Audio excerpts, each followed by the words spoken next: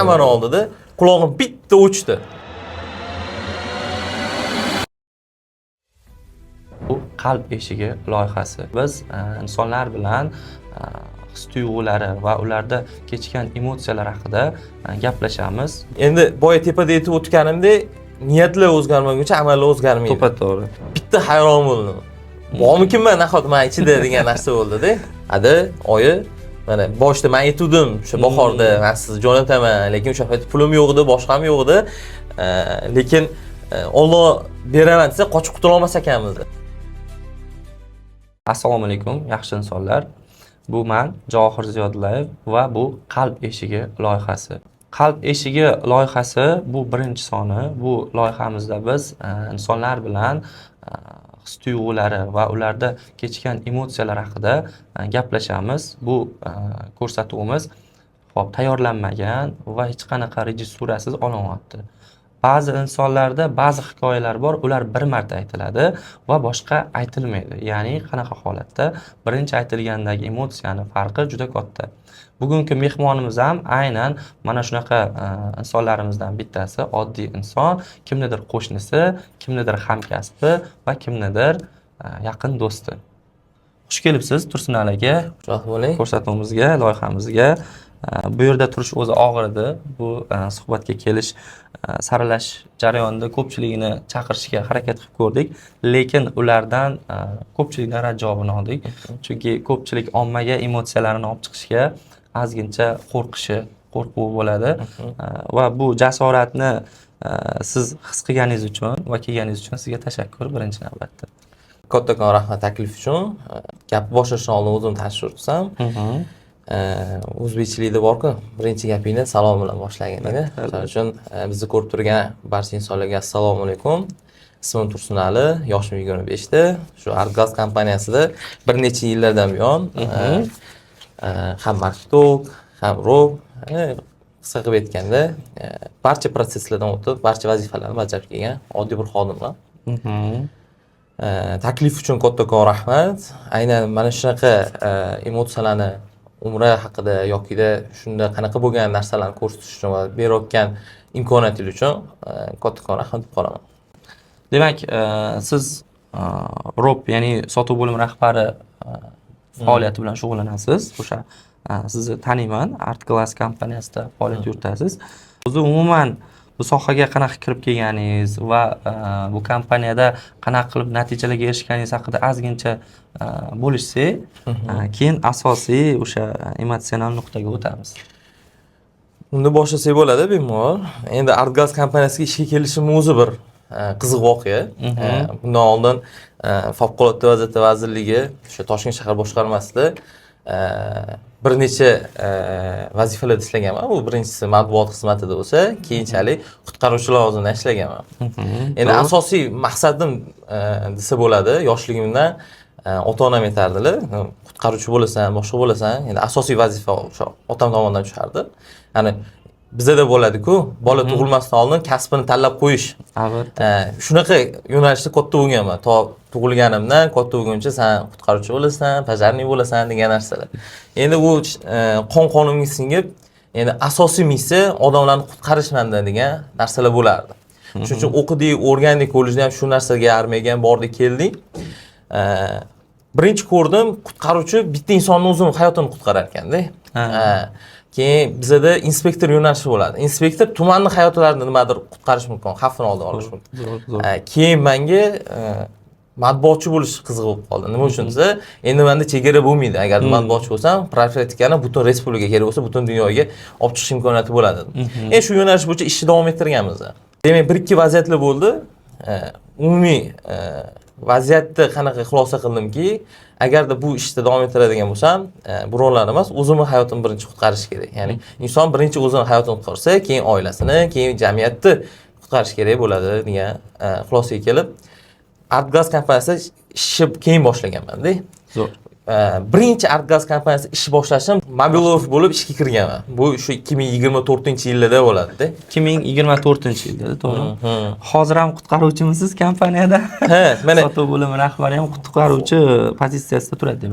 Chunki savdoning yuragi to'xtab qolsa bo'lmaydi. Shunaqa. Endi oldin mani missiyam odamlar hayotini qutqarish bo'lsa, shu missiyadan chekinmanda endi bizneslar hayotini qutqarib, baribir odamlarga manfaat keltirish degan o'zimga anaqa qo'yganman, ya'ni maqsad qo'yganman. Maqsadingiz bor. Ha. Odam maqsad qo'ymas ekan, nimagadir erishish juda qiyin ekan. Ya'ni niyatlar o'zgarmaguncha amallar o'zgarmaydi, bekorga ketishmaydi-yu. Shuning uchun niyatimni qutqarish. Birinchi biznesni qutqaramiz, biznesni qutqarib, keyin odamlarning hayotini qutqarishga yana sababchi bo'lamiz deb shu yo'nalishga kirganmiz. Endi mobiloruslikdan marketingga qanday kelib qoldim desa, bizda aytadi-yu, agarda sen o'z biznesingni o'ldirmasang, seni biznesingni kimdirlar o'ldiradi. Shuning uchun mobilov bo'lib yuradigan bo'lsa, meni ustimga kimdir boshliq keladi. Endi boshliq kim bo'ladi desa, marketingga boshliq bo'lardi-da. Aynan shu masala bo'yicha men aytdim, endi o'qishda vaqti keldi. Agarda men hozir o'qimasam, o'rganmasam, meni ustimga kimdir boshliq bo'ladi. Men uni aytganlarini qilishim kerak. Nima uchun men birovni aytganini qilishim kerak? Agarda meni o'zim o'quvim bo'lsa deb. Shu marketingni o'qidik, Allohning izzi bilan shu yil oxiriga kurs tugaguncha niyat qildim.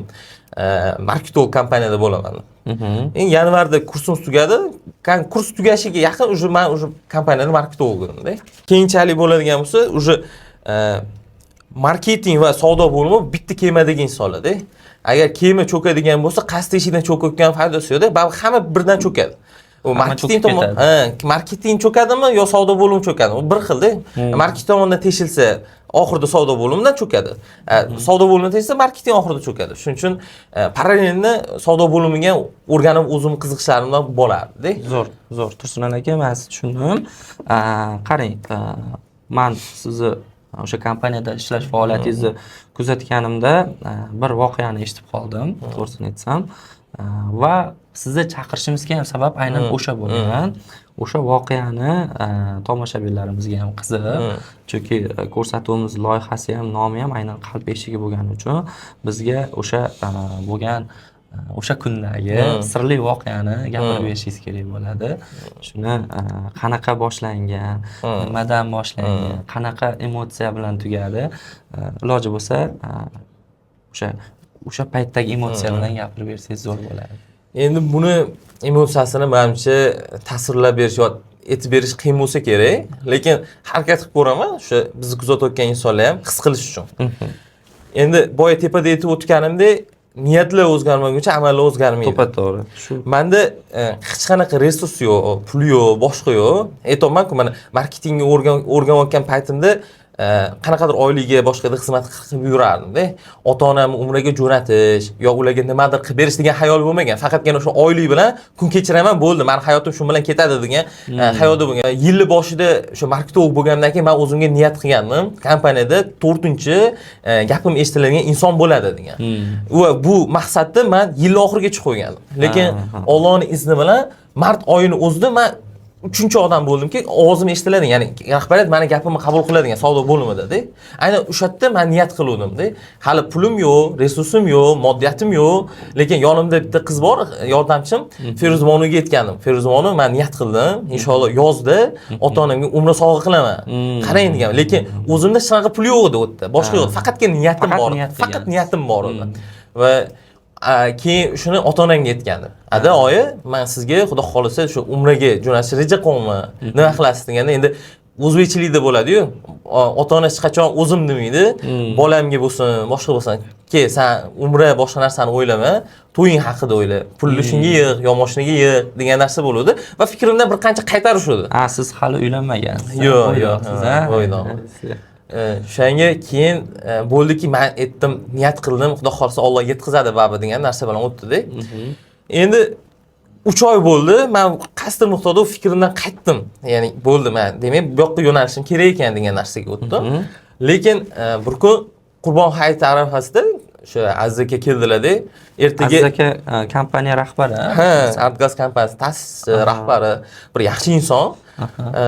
Keldilar kompaniyaga, ertaga hamma xodimlaring bilan birga showroomdan zavodimizga borasan dedilar. Men hayron qoldim, oyning oxiri, unaqa payt bizda faqat hisobotlar, отчетlar bo'ladigan payt. Gap eshitaman deb o'ylayapsiz. Hisobotlarni o'ylab.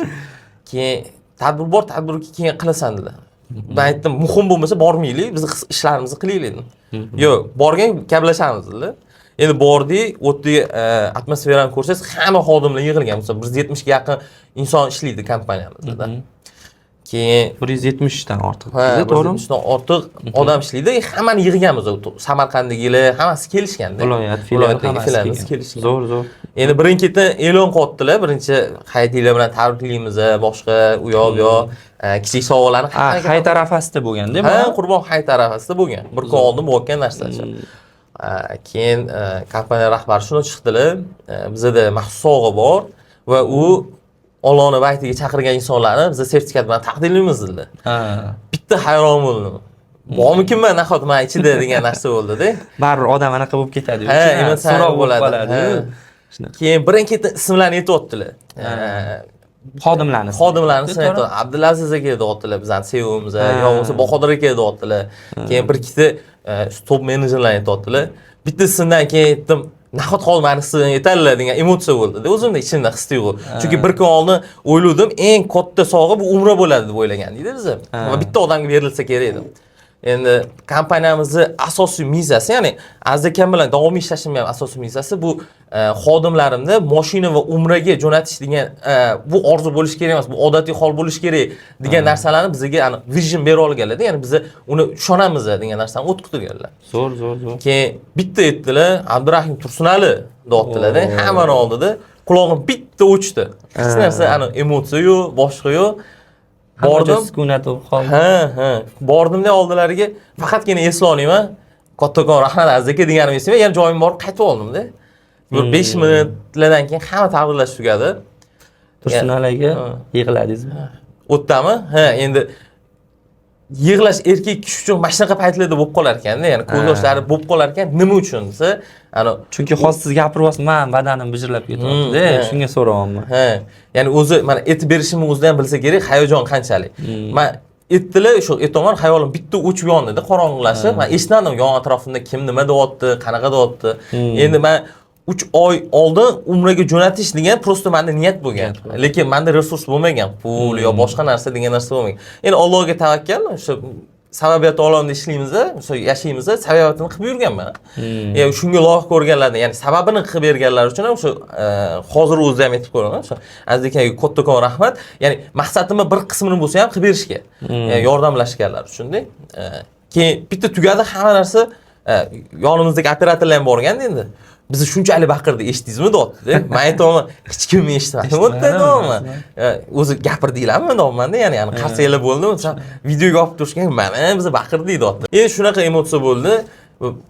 10 minutlardan keyin tushunar ekansiz uni qanaqa qiymatligini-da. 10 minutlardan keyin o'zim kelgandan keyin nima olganimni, nima qilganimni degan narsalarni ya'ni tushundim-da. Qo'lim shunaqa qaltiryapti, yon atrofimdan yetyapti-da. Qarang, qo'lingiz qaltiryapti deyapti-da. Men aytaman, yo'q, hammasi yaxshi deyapman, o'zim. Lekin ichimda nima o'tayotganini o'zim bilaman-da, o'tdi. Nima bo'layotganini. Yig'ilishdan chiqqandan keyin bu o'sha sertifikat olgandan keyin birinchi xayolingizga kelgan inson kim, Tursunali aka? Endi o'sha boshida aytib o'tganimdek, babi o'zbekchilik deymiz, musulmonchilik deymiz, menga berilgan sertifikat o'tdi. Lekin qaysidir o'zbek o'g'lonini bilmayman, ota-onasidan oldin umraga borish masalasi bo'yicha-da. Hamma o'ylasa kerak, birinchi ota-onam boradi, sharoit bo'lsa o'zi bilan yoki axloq bilan boradi degan narsani ko'rsa kerak. Bu biz uchun burchga aylanib qolganda o'zi. Ha. Alhamdulillah deyman. Ota-onam, otam ham onam ham tiriklar, yonimdalar. Ular borki, mana shu ishlarni qilib yurimiz. Ularni menimcha duosi bo'lmasa, biz nimagadir erishishimiz juda qiyin bo'lardi. Birinchi emotsiya shu bo'ldi, adam oyimga men beraman degan narsa bo'ldi-da. Shu kompaniya tomonidan menga berilgan bo'lsa, yoniga bitta qo'shdim-da, kechasi borib opacham bor edilar, o'sha Nasiba degan. Kakras kelgan ekan bizni uyimizga. Buni ularga sovg'a qilgansiz, ya'ni o'zingiz emas, ota-onangizga. Xuddi shunaqa. Opachamga aytdim, men mana shunaqa narsa oldim. Faqat onamga aytib qo'yma. Ular bilishmaydi buni. Yo'q, hali bilishmaydi. Surpriz. O'sha opachamga aytdimda, qara, mana shunaqa narsa oldim. Faqat aytib qo'yma. Birga kiramiz, anaqa qilamiz, o'sha arafa payti endi osh qilamiz, boshqa qilontirot qilamiz, o'shandan keyin beramiz, kelamiz deyapman-da. Keyin xudo xolisa dedik, kelishdik-da. Tap tugadi, osh yedik, boshqa qildik. Opacham keldi. Mana deyapman, sertifikatni olib, "Ada, oyi, mana boshda men aytdim, o'sha bahorda men sizni jo'nataman, lekin o'sha paytda pulim yo'q edi, boshqam yo'q edi. Lekin Alloh beraman desa qochib qutula olmas ekanmiz. Mana kompaniyamiz tomonidan mana shunaqa narsa berildi. Sizlarni loyiha ko'rdik. Xudo xolasa, mendan oldin shu umraga borasiz, ko'rasiz, ziyorat qilasiz. O'sha yerda duo qilsangiz, uylanishimiz ham, menimcha tirikchiligimiz ham, boshqasi ham 2x o'sadi deganda, u yerdagi emotsiyalar endi tasavvurlab bo'lmaydi. Qarang, mana shu sertifikat oldingiz-u, mana tugadi yig'ilish. Yana ozgina orqaga qaytamiz. Baribir odam ichidagi emotsiyani kimgadir bo'lishgisi keladi-yu. Kimga telefon qildingiz o'sha payt? Bizda shunaqa odat bor-ku, bari. Kimgadir aytamiz. O'rtog'ingizgami, do'stingizgami, misol uchun yo ishxonangizdagi kimgadirmi yoki opangizmi, kimga telefon qildingiz? O'sha kontakt esingizdami? Ha, esimda. Endi aytamiz-ku, babi shayximiz aytganlar, yoningda bitta do'st bo'lsa, misol nechta dushmaningga bemalol qarshi chiqa olasan-da. Bitta dona o'sha chin Alloh uchun o'rtoq bo'lgan do'stimiz bor, ismi Nizomni. Birinchi nima bo'lsa ham shu insonga aytaman-da, o'rtog'imga. O'rtoq, qara, mana bunaqa ish bo'lib qoldi, nima qilamiz? Bunaqa ish bo'lib qoldi, nima qilamiz-da? Esimda bor, umra sertifikatini oldim. Qarshi o'rtoq tabriklar, lekin nimaga yetmayman, o'zing topasan deyapman-da. Keyin o'zi sразу aytadi. O'rtoq qiz topildimi deyapti. Dani uylanish masalasini aytadi. Uylanmagansiz, shunga aytganlar-da. Shunaqa deyapti. Yo'q, boshqasidan mashina oldingmi deyapti-da. Yo'q, deyapman. Yana aytsa, shu niyatim bilan. O'rtoq deyapti-da, ya'ni umraga oldingmi biletni deyapti-da. Chunki u mendan oldin ota-onasini jo'natgandi-da umraga. Men niyat qildim o'shanda, inshaalloh men ham ota-onamni jo'nataman, sen zo'r ish qilding deb aytgandim-da. Sen ikkalamiz birga bir gaplashdik-da, bemalol bo'lib, alohida bo'lib, mana shunaqa bo'ldi, umrani oldik degan masala bo'yicha. Ya'ni sizni yutug'ingizdan xursand bo'ladigan do'stingiz bo'lgani bu yaxshi-da. Insonda misol erkak kishida har xil vaziyatlar bo'ladi-yu. Bitta chiqish, bitta tushish. O'sha paytda menimcha eng yaqin o'sha do'stingiz bo'lsa, bemalol gaplasha olasiz. O'sha aytganingizdek emotsiyalar bilan birinchi baham ko'rganim shu o'rtog'im bo'lgan. Boya sertifikatni topshirdik, tantana qilib turibdiz-ku, kechasi topshirdinglar adashmasam. Yo'q, kunduz, shu paytda adangiz nima dedilar? Adam Instagramni kuzatib boradilar o'zi. Akkaunt ochib berganman. Yoshlari 60 ga qarab ketayotgan bo'lsa, lekin kuzatadilar. Chunki ishimiz Instagramga bog'liq bo'lgani uchun o'g'lim qayerda, nima ish qilyapti deydilar. Endi o'sha paytda video hali chiqmaganda, biza o'sha men olib kelib berganimdan keyin yana bitta ko'rdilar-da videoni topshirganlardan keyin. Undan keyin emotsiyalari yana chaqirib aytadilar, o'g'lim, kattakon rahmat, shunchalik bizaga loyiq ko'rganing uchun shu narsani. Bitta o'g'il bo'lganim uchun umidligi katta-da mendan. To'g'ri, ya'ni farzand bo'lsa o'zi bitta, masalan, opam yo'q, akam yo'q, yo ukam yo'q, boshqa yo'q. Nima bo'lsa, bitta farzand bor. Ya'ni nimaiki bo'lsa, mendan kutishadi. Shuning uchun men har doim harakat qilganman. Otamga, onamga, keyin ahli-ayolimga bo'lsin degan narsa bo'yicha. Shuning uchun videoni ko'rib, sразу yana chaqirdilar-da, bolam, shunchalik to'g'ri ishlayotganingni rahbariyating seni shunga loyiq ko'ribdi. Sen bizga loyiq ko'rganing uchun sendan ham rahbariyatingdan Alloh rozi bo'lsin deb bir chiroyli duolar qilib qo'yishdi-da. Onangiz bag'rlariga bosdilarmi sertifikat topshirganingizda? Chunki onalarni farzandini bag'riga bosishi juda katta energiya beradi-ku bilsangiz insonga. O'sha paytdagi olgan energiyangiz boshqalardan farq qiladimi? Endi menimcha har bir o'g'ilda shunaqa bo'lsa kerak. Ota-onasini bag'riga bosish, ular bilan gaplashish, boshqa qilish umuman boshqa energiya-da u. Misol matematika to'g'ri kelmaydi. Onangizni yoshlari? Yoshlari 58 da. Adam bilan yoshligi почти 1 yosh. Umrlari uzoq bo'lsin. Shuna farzandni voyaga yetkazganlari uchun rahmat. Bosganlarida bag'rlariga bosganlarida baribir g'alati hislarni tuygan bo'lsangiz kerak. Yoshligingizda sizga tushib, ko'chada yurganlaringiz, sizni ko'chadan olib kelgan, maktabga jo'natganlari, yuvintirganlari hammasi sizga tushgan. Shunaqa bitta orqaga qaytasiz. Chunki nechidir soniya. Ha, albatta. Endi bizada mamlaqa bo'lgan, adam har doim oyim aytishardi-da, bitta sikl bo'ladi, boy avlod keladi, keyingi sikl o'rta hol bo'ladi, keyin yana bitta boy avlod keladi deb aytishardi. Bizdan oldingi do'dalaring boy edi. Biz o'rta hol bo'ldik. Endi senga hamma umidimiz qolmiz. Sen bizani shu yerdan olib chiqib ketasan degan narsalar bo'lardi-da. Zo'r. Biza yoshligimizda o'sha endi bitta o'g'il bo'lganim uchun ko'p qiyinchiliklar ko'rsatishga harakat qilishmagan. Nima so'rasa hamma narsa bo'lardi. Lekin baribir ko'rib turasiz, otangiz ketyapti ishda, kechqurun kelyapti, onangiz ketyapti ertalab kechqurun ishda kelyapti. Sizga nima qilayotganlarini yaxshi bilasiz. Harakat qilardim, tezroq oldilariga kirishim kerak. ularni oldiga men xizmatchi bo'lishim kerak deb kerak bo'lsa o'sha 14 yoshimda shu bizada ya'ni Yangiobod bozor bor, Yangiobod bozorga chiqib oldiga kirib yordamlashaman degan narsalarni ham qilganmiz-da. O'sha paytdagi qiyinchilik bitta bag'rlar bosgan o'tdi-da. Ya'ni adam ham o'ylashmagan umriga boramiz, boshqa qilamiz. Shu o'g'lim nima bo'lsa bo'lsin deyishgan. Bitta bag'rlar bosganda men aytdim, ota, mana yoshligingda qayerdadir niyat qilgan bo'lsangiz, o'shani ijobati bo'pti, amalga oshibdi. Shuning uchun Allohdan yana bitta so'rab qo'yasiz, kattaroq niyatlarni qilib, Xudo xolisa unga yetkazamiz degan narsa bo'ldi. Aynan quchoqlagan paytimda. Zo'r. Baribir o'sha onani qilgan sizga yaxshiliklari, xizmatlari uchun bu baribir bizani qilayotgan hadyalarimiz ularning oldida ancha kichkina. Albatta. Endi ular hozir ketishmadi hali umriga endi Xudo xolisa. Yo'q, inshaalloh hozir endi yoshligi sal katta bo'lgani uchun bizga qaraganda Saudiya ancha issiqroq bo'lgani uchun kuzlarga mo'ljal qildik, Xudo xolisa. Salqinroqga bemalol ibodatlarni to'la to'kis ado qilishlik uchun o'sha safar qilinadigan, boriladigan, ziyorat qiladigan joylarda, ya'ni ortiqcha noqulaylik bo'lib qolmasligi uchun Xudo xolisa kuzga nasib. Zo'r. Birga ota-onamni jo'natgan bo'ldi. Qarang, hozir siz bilan suhbatimizda men bir emas, ikkita bu yerda ilm oldim. O'zim uchun, o'zim insonlar bilan suhbatni juda ham yaxshi ko'raman. Birinchisi, rahbaridan mamnun bo'lgan xodim. Rahbaridan, chunki O'zbekistonda bu juda ham muammo, bilasiz. Ikkinchisi, o'z muvaffaqiyatini ota-onasiga hadya qilgan farzand. Ya'ni men sizda ikkita shaxsni ko'ryapman-da. Hozir birinchi gapirgan aytganim, ya'ni rahbarga nisbatan sizni hurmatingiz qancha? Agar rahbaringiz shu videoni ko'rayotgan bo'lsa, podkast ko'rayotgan bo'lsa, Aziz akaga nima degan bo'lardingiz? Baribir yuzma-yuz aytishga iymanadigan odam rahbar insonga. Lekin siz bu yoqda bemalol gapirishingiz mumkin va bu videoni aynan o'sha Aziz akaga jo'natib qo'yishga biz harakat qilamiz yetkazib. Endi o'zi ikki tipdagi rahbar bo'lsa kerak deb o'ylayman. Hozir 25 yoshgacha bilganim. Bu birinchisi faqat o'zim bo'ling deydi-ya va ikkinchi tipdagilar men bilan birga xodimlarni o'ssin deydi-ya. O'ssin.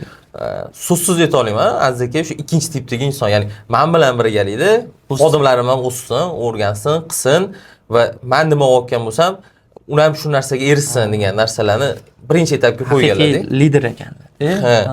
Meni ishga o'qiyotganda ham bitta narsani aytib olganlar, Tursunali, mana ishdan bu yoqqa kelyapsan, pullar muammo yo'q, lekin ishing joyiga qo'yib qo'ysang bo'ldi. Ya'ni ishingni to'g'ri qo'yib qo'ysang, men qizg'anadigan inson emasman, puldan muammo ko'rmaysan deganlar. Shuning uchun men hech qachon o'ylamayman oylikda, boshqada yo nimalarnidir menga kelmadi deyishga. Men ishimni joyiga qo'yib qo'ysam, o'zim ko'rsata olsam, rahbar meni har doim kuzatadi degan narsa bor. Ya'ni Aziz akada xuddi shu xarakter borki, xuddi kuzatmayotgandek bo'ladilar, lekin kuzatib yurgan bo'ladi-da. Chunki oddiy mablag'likdan sotib bo'lib topshirish uchun bu kuzatuvchanlik bo'lishi kerak-da. To'g'ri. Men tahlil qilinadi. Tahlil qilish kerak. Aziz akani bitta gaplari menga juda katta motivatsiya bo'lgan. Bu endi to'g'rimi, noto'g'rimi desiz, ishonmagan paytlarida menga men Aziz akani raqamlarda ko'rsatib ishontiraman. Ya'ni shu narsani o'zim uddasidan chiqaman degan narsa menga bir katta motivatsiya bo'lgan. Men o'ylayman, xodimlarda bu ikkita motivatsiya bor. Birinchisi ketib qolish, motivatsiyasi tushib qoladi. Ikkinchisi shunaqangi motivatsiyasi ko'tariladiki, men rahbarlik ishonchiga kira olaman va alhamdulillah deyman, Allohning izni bilan hozir mana sotuv bo'limi rahbarligini bergunlarigacha ishonchlariga kira oldim, o'rgana oldim. Men agarda o'sha paytda meni komfort zonaga tushirib qo'yganlarida, hamma narsa zo'r deganlarida balki bu natijalar qilib bo'lmasdi. Ya'ni balki bilib turib shu narsalarni aytgandirlar, bilib turib qilgandirlar deb, ya'ni o'sishimga sababchi bo'lganlar. Shuning uchun men aytamanki, kattakon rahmat Aziz akaga, shunaqa o'sishimga sababchi bo'lganlar. Chunki men o'z pulim bilan risk qilmayapman-da.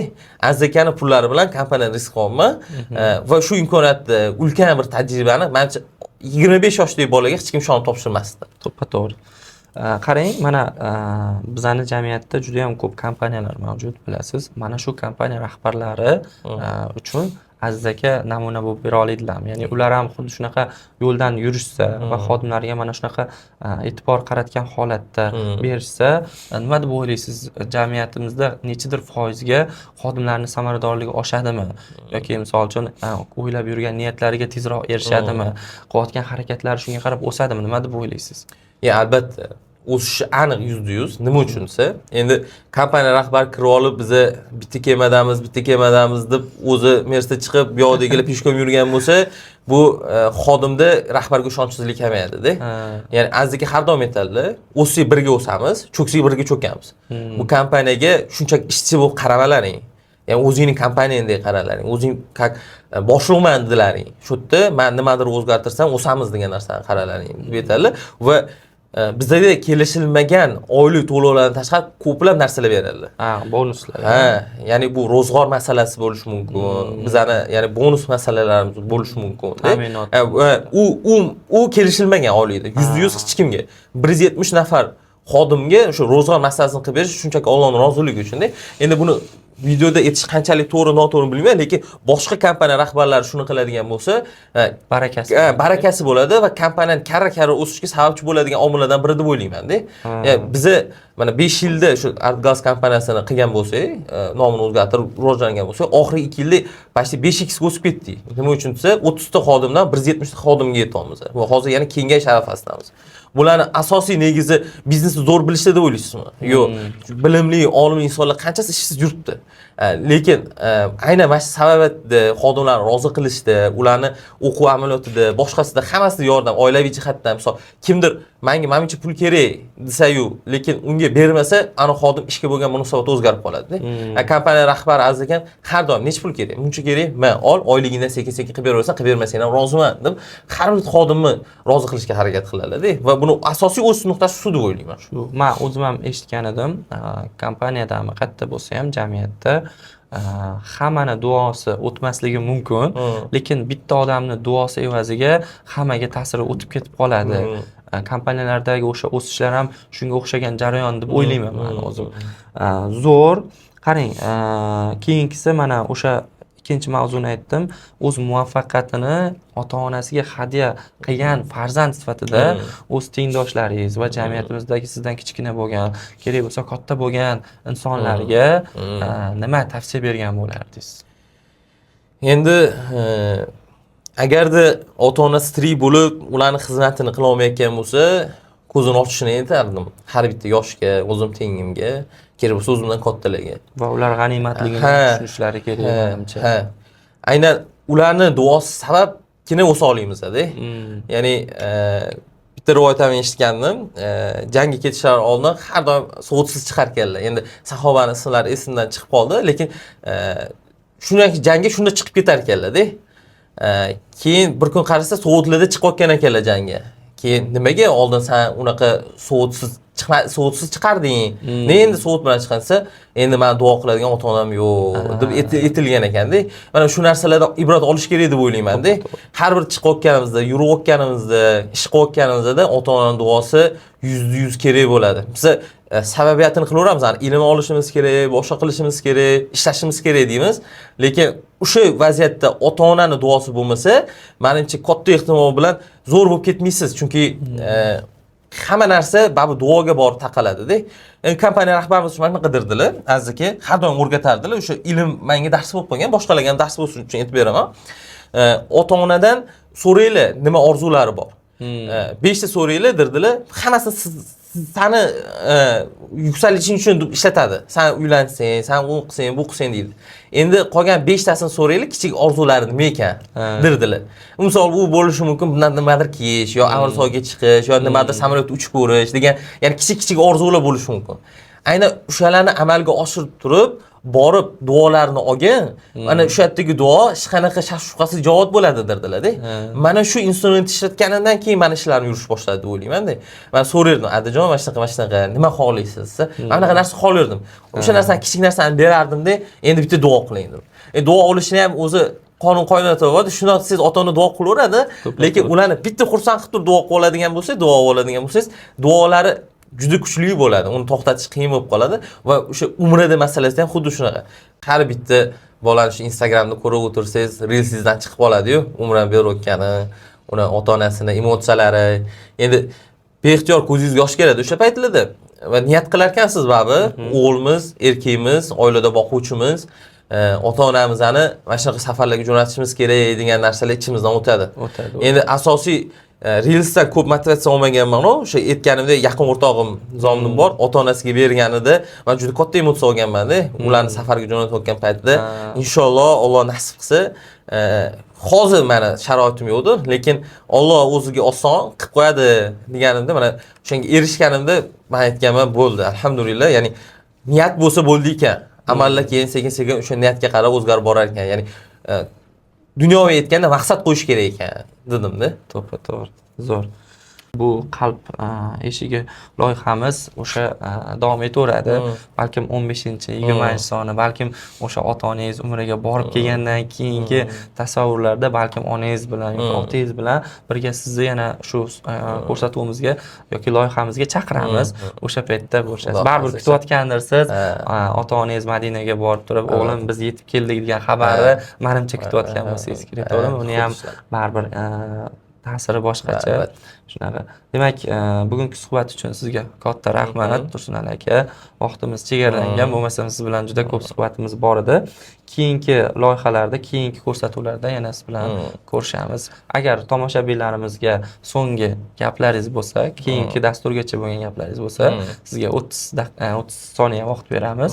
Bemalol aytsangiz bo'ladi. Gapim oxirida shuni aytib qo'ymoqchiman.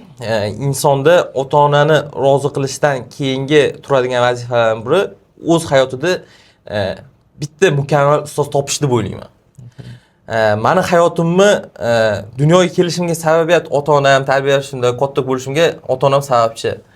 Lekin meni hayotimni va fikrlarimni o'zgartirganiga sababchi bu ustozim bo'ladi-da. Ustozni o'sha yaqinda ko'rdim. 3 ta xarakteri bo'lishi kerak. Bu birinchisi, siz qayerda kamchilik qilayotgan bo'lsangiz, kamchiliklaringizni to'ldirib turadigan. Shunchaki men buni qilmas, murdani to'g'rilab turgan. Va ikkinchisi, o'sha aytayotgan narsalarni o'zi natijasini qilgan bo'lishi kerak. Va o'sha natija qilgan shogirdlari bo'lishi kerak. Va uchinchisi, har doim yengilligi chanqoq inson bo'lishi kerak. Va Allohga beadad shukr deyman. Ota-onamdan keyin Alloh uchun yaxshi ko'radigan shu bitta ustozim bor va o'sha mana shu umraga boshqa sayohatlarni olib kelishning negizida shu ustozim ham turadi. Video yakunida ota-onamga kattakon rahmat aytaman, shu kompaniya rahbariga kattakon rahmat aytaman, lekin alohida Alloh uchun yaxshi ko'radigan o'sha Akbar aka marketing bo'yicha ustozim borlar. Ko'rib turgan bo'lsangiz kattakon rahmat. Aynan siz sababli hayotim o'zgarishiga sababchi bo'ldi va bitta mukammal ustoz ushlashanglar hech qachon kam bo'lmaysizlar. Videoni oxirida shuni aytib o'tganim yaxshi. Ya'ni ota-onani aytganini qilish, ularni duosini olgan yaxshi, lekin hayot davomida o'zingiz uchun bitta ustoz ham olishingiz kerak. Albatta. Shunaqa. Rahmat sizga, Tursunon aka. Demak, yaxshi insonlar, bugungi suhbatimiz bu birinchi ko'rsatuv, birinchi qadam edi.